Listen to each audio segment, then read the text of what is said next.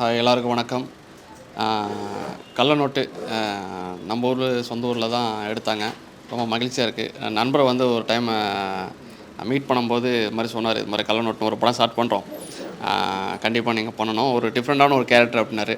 டிஃப்ரெண்ட்டான கேரக்டர்னா அப்படி என்ன அப்படி கொடுக்கணும், இல்லை நீங்கள் வாங்க பண்ணிக்கலாம் அப்படின்னு மாதிரி சொன்னாங்க. ஸ்பாட்டுக்கு போன பிறகு கொஞ்சம் யூத்தாக இருந்தவளை டெலிஃபோன் பூத்து மாதிரி ஆக்கி நல்லா ஒரு வயசான ஒரு கெட்டப் மாதிரி கொடுத்து ரொம்ப நல்லாயிருக்கும். நீங்கள் போஸ்டர் பார்த்தாவே தெரியும், லுக்கெல்லாம் சும்மா வேறு மாதிரி இருக்கும். ஒரு வில்லன் ரோல் தான், ரொம்ப நல்லா இருந்துச்சு. எனக்கு ஃபஸ்ட் டைம் ஒரு வில்லனாக பண்ணியிருக்கேன். உங்களுக்கும் ரொம்ப பிடிக்கும்னு நினைக்கிறேன் அந்த கேரக்டரு. எனக்கு நான் ரொம்ப ரசித்து பண்ணேன் அந்த கேரக்டரை. நான் வழக்கம் போல் எல்லா படங்களில் நல்லா காமெடி பண்ணியிருப்போம், நல்லா மக்களை சிரிக்க வைக்கிற மாதிரி இதில் பண்ணியிருப்போம். இதில் வந்து இவனை மரம் போகணுண்டா அப்படிங்கிற மாதிரி என்ன நினைப்பாங்க. ஏன்னா அது மாதிரி ஒரு கேரக்டர் தான். ஸோ இதில் வர பார்ட் 2 பார்ட் 3 வர டேரக்டர் பிளான் பண்ணிகிட்ருக்காரு. ஸோ அதுலேயும் வேறு லெவலில் பண்ணார். பார்ட் 2வால் வேறு 3 கெட்டாப்பில் வராராம் ஹீரோ.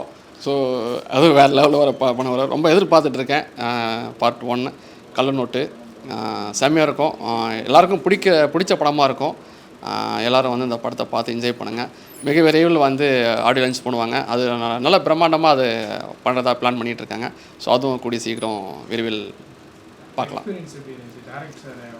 டேரக்டரு இல்லை, புது டேரக்டர் மாதிரி தெரியல. பட் எல்லாருமே சில ஃபஸ்ட் எடுக்கும்போது கொஞ்சம் இது பண்ணுவாங்க இல்லையா, ஸோ அது மாதிரி தெரியல. நல்லா பண்ணார், ரொம்ப சூப்பராகவும் இருந்தது. நான் இன்னும் ட்ரெய்லர் டீசர்லாம் பார்க்கல. ஸோ பார்த்துட்டு நான் ஸ்டோரி கேட்கல, சும்மா லைன் மட்டும் தான் கேட்டேன். பிடிச்சது, ஒரு டிஃப்ரெண்ட்டாக இருந்தது, ஒரு புதுசாக இருந்தது. மக்களுக்கு எல்லாருக்கும் பிடிச்ச மாதிரி தான் அவர் பண்ணியிருக்காரு நான் நினைக்கிறேன். ஸோ நீங்கள் ட்ரெய்லர் டீசர் பார்த்தோன்னே உங்களுக்கே தெரியும். இப்போ மிப்புவோட எடுக்கும்ல மிப்பு சாரோட வந்து எப்படி சொல்கிறது, நம்ம ஒரு கதையை வந்து கேட்டார், சார் எனக்கு எந்தமாரி ரோல் அப்படின்னாரு. நான் அதுக்கு நான் சொன்னேன், சார் உங்களுக்கு வந்து பார்த்தீங்கன்னா யூத்லாம் வராது, நீங்கள் வந்து பார்த்தீங்கன்னா ஒரு முதுகு உடஞ்சி ஒரு கூணு கிழவனு கூட வச்சிங்க, அந்தமாரி கேட்டப் தான் உங்களுக்கு. கெட்டப்லாம் போட்டு பார்க்கும்போது எங்கே மிப்பு காணும் அப்படிங்கிறாரு, மிப்பு சாமி தாங்கிறாரு அப்படின்ட்டார் கடைசி. அந்தமாரி கேரக்டர் அதுமாரி ரொம்ப நல்லா இருந்தது. இந்த டீமோட ஒர்க் பண்ணது, எல்லா சின்ன சின்ன பசங்க ரொம்ப எனர்ஜியோடு சூப்பராக ஒர்க் பண்ணாங்க. அவங்களோட டீமோட ஒர்க் பண்ணதுக்கு ரொம்ப ஜாலியாக இருந்தது. பட் நம்ம சென்னையில் ஒர்க் பண்ணுறது ஒரு பெரிய டீம் அப்படிலாம் ஒர்க் பண்ணதோட இது வந்து ஒரு ஃப்ரெண்ட்லியாக இருந்துச்சு. எல்லோரும் கூட ஒர்க் பண்ணது ரொம்ப ஒரு ஃப்ரீடமாக இருந்தது. ரொம்ப சூப்பராக இருந்தது. வாழ்த்துக்கள் ப்ரோ, நீங்கள் இன்னும் நிறையா படங்கள் பண்ணணும், நிறையா படங்கள் நடித்து நிறைய படங்கள் நடிக்கணும். தேங்க்யூ. தமிழ் சினிமா வந்து உங்களுக்கான ஒரு இடத்த இருக்குது, அந்த இடத்த நீங்கள் வந்து ஃபுல் பண்ணணும்.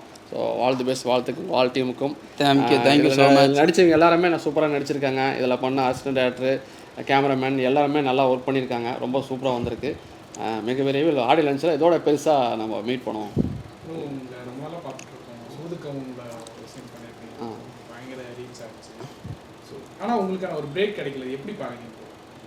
இல்லை, பிரேக்குங்கிறது நடிகரை பொறுத்த வரைக்கும் பிரேக்குங்கிறது எப்போ வேணால் வரும், எந்த டைமில் வரும்னு சொல்ல முடியாது. அதே மாதிரி டக்குன்னு வந்துட்டு டக்குன்னு போகாமல், ஸோ ஸ்க்ரீனில் நம்ம எப்பயுமே பிரேமில் இருந்துக்கிட்டே இருக்கிறோம்ல. ஸோ இறைவன் வந்து அதை கொடுத்துருக்காங்க. அதை ரொம்ப ஹாப்பியாக இருக்குது. ஏன்னா நம்ம வந்துட்டு காணாத போகல, நம்ம எத்தனை வருஷம் ஆனாலும் பட் சினிமாவில் மக்களுக்கு தெரிஞ்சுக்கிட்டே இருக்கும். ஸோ இதுவே எனக்கு ரொம்ப ஹாப்பி தான். கண்டிப்பாக இன்னும் பெருசாக ஒரு பிரேக் கண்டிப்பாக கிடைக்கும். பட் அது இந்த படம் மூலிமா கிடச்சிதுன்னா இன்னும் ரொம்ப ஹாப்பி. ஸோ டைரக்டருக்கு ரொம்ப நன்றி சொல்லுவேன். ஸோ அதுவும் மிக விரைவில் நடக்கும், சேர்ந்து பண்ணுவோம். Thank you sir. கல்நோட்டு வந்து பார்த்தீங்கன்னா மிக அருமையாக வந்திருக்குது.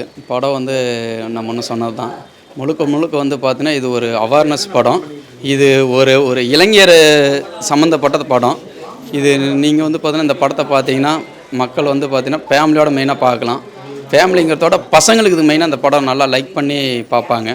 இன்னொரு விஷயம் என்னதுன்னா, இந்த படத்தில் வந்து நல்ல நோட்டு தான் கள்ள நோட்டாக காட்டுறோம். அப்படிங்கும்போது இந்த படம் வந்து எந்த ஜோனல் இருக்குது அப்படிங்கிறது அது ஒரு ட்விஸ்ட்டு தான். படமே வந்து பார்த்தீங்கன்னா ட்விஸ்ட்டு பார்த்தா இன்னும் நல்லா இருக்குன்னு சொல்லி அந்த ட்விஸ்ட் நம்ம படத்தில் கொடுத்துருக்குறோம். ஆமாம் சார், எம்ஜி ராயன்னு சொல்லிட்டு நான் தான் டைரக்ஷன் பண்ணுறேன். ப்ரொடியூசர் நானே தான் சார். என்ன வழக்கம் போல் எல்லோரும் சொல்கிறது தான், ரொம்ப கஷ்டம்தான் சார். கஷ்டப்பட்டுட்டு தான் வந்திருக்கிறோம். அதான் நம்ம என் ஸ்டைலில் சொல்லணுமா, எஃபோர்ட் ப்ளஸ் எஃபெக்ட் ப்ளஸ் இது போட்டால் தான் ஏதோ ஒன்று நம்ம வந்து பார்த்தீங்கன்னா பாயிண்ட் ப்ளஸ் ஆகும், இல்லைன்னா ஒன்றும் ஆகாது சார். இது வந்து அடுத்த படத்தை கம்பேர் பண்ணணுமான்னு சொல்ல முடியல. படத்தை எப்படி சொல்கிறது, ஜேர்னலா சார். இது படம் வந்து பார்த்தீங்கன்னா ஒரு விறுவிறுப்பான ஒரு த்ரில்லிங்கான ஒரு ஜேர்னல் தான். படம் பார்க்கும்போது தெரியும் ஒவ்வொன்று டிஸ்ட்டு தான், த்ரில்லான படம் தான். ஸோ என்ன கன்வேவில் வந்து அதான் அவேர்னஸ்ஸு. ஒருத்தர் வந்து பார்த்தீங்கன்னா என்ன கள்ளநோட்டுன்னு படம் டைட்டில் வச்சா எந்த மாதிரி கள்ளநோட்டு எப்படி என்ன ஏது இது பணத்தை வந்து கொண்டு போய் வந்து பார்த்தீங்கன்னா இது ஒரிஜினல் நோட்டா இல்லை டம்மி நோட்டா இல்லை எப்படி இவங்ககிட்ட வந்து பணம் வருமா வராதா இல்லை எப்படிங்கிறது தான் இந்த கான்செப்ட்டு. ஒரு அந்த ஸ்டூடெண்ட் ஒன்று சொன்னோம் பார்த்தீங்களா, அந்த இளைஞர் வந்து பார்த்தீங்கன்னா அந்த படத்தில் ஹீரோ வந்து முழுக்க ஒரு படத்தில் கொடுத்து ஏமாறுறாரு. அந்த ஏமாறுங்கிறது தான் ஒரு கண்டென்ட்டாக ஓடும் படத்தில். அது வாங்குவாரா வாங்க மாட்டாராங்கிறது தான். மற்ற விஷயம்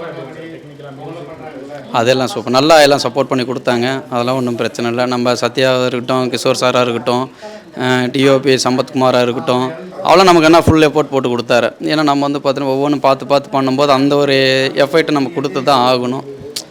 எனக்கு மேற்கொண்டு வந்து பார்த்தீங்கன்னா ஃப்ரீ மைண்டாக சொல்லணும் அப்படின்னா நமக்கு ஒவ்வொரு டேவுக்கும் இங்கே பார்த்து எங்களை கவனிச்சிக்கிட்டாங்க. நினைச்ச பட்ஜெட்டில் எடுக்க முடியுங்களா சார்? பட்ஜெட்டு வந்து அப்படி சொல்ல முடியல சார். அது என்ன காரணம், ஒரு நாளைக்கு ஒரு 10 ஆர்டிஸ்ட் இருப்பாங்க, ஒரு நாளைக்கு 20 ஆர்டிஸ்ட் இருப்பாங்க, ஒரு நாளைக்கு 50 ஆர்டிஸ்ட் இருப்பாங்க. ஆர்டிஸ்ட் ஒவ்வொருத்தராக மாறுது இல்லை. அந்த ஃபிக்ஸ் பண்ணியிருக்கோம்ல, பட்ஜெட் வந்து எப்படி சார் சொல்ல முடியும்? அதாவது எப்படி சொல்கிறதுனா லோ பட்ஜெட் கேட்கல சார். இப்போ பட்ஜெட் ஃபிக்ஸ் பண்ணியிருக்கீங்க, அதுக்குள்ளே அதான் சொல்கிறேன். லோ பட்ஜெட்னு சொல்ல முடியாது, ஹை பட்ஜெட்னு சொல்ல முடியாது. ஒரு மீடியமான ஒரு பட்ஜெட் தான். ஆர்டிஸ்ட் எல்லாம் முழுக்க போட்டுக்கிறோம், எல்லாமே வந்து எஃபோர்ட்டு போட்டிருக்கிறோம் படத்தில். வந்து ஒரு பார்க்குறது என்னோடய ஜேர்னல் வந்து ஒரு பெரிய படம் இப்போ சொல்லுவாங்கள்ல, அது அமௌண்ட்டு சொல்லக்கூடாது, ஒரு இருந்தாலும் சொல்கிறேன், அந்த அளவுக்கு இருக்கும் படம். நான் தான் மீடியம் ஹையும் இல்லாமல் லோவும் இல்லாமல் மீடியம் தான்.